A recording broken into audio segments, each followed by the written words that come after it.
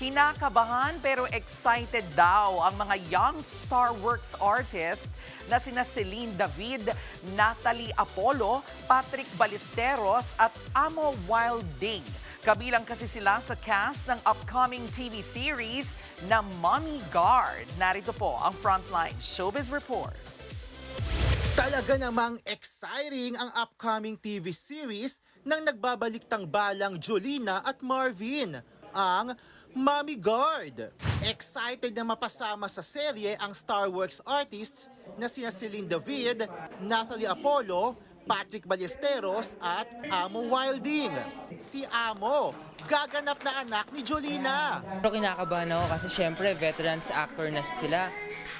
Pero masaya po kami dahil madami naman po kami matututunan sa nila kasi mga veterans na po sila. And I'm so excited na maging mommy ko si Mom Jolens.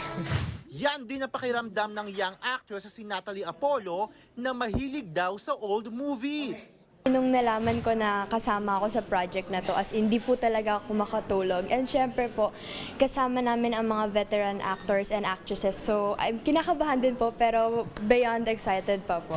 Tumatak naman daw kay Celine David ang legendary love team na Marjo. Alam naman natin yung iconic sina, kaibigan mo lang ako. Kabisado na rin daw niya ang mga linyahan ni Marvin sa dati nitong pelikula.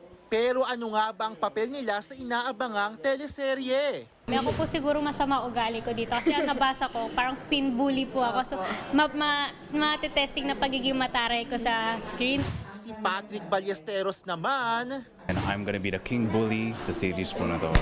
relate naman daw si Natalie sa kanyang karakter. Feel ko po yung aura ng and character ni Kitty is parang ako din. Opo, very, Happy. yes, very Gen Z. Abangan lahat yan sa Mommy Guard soon sa TV5.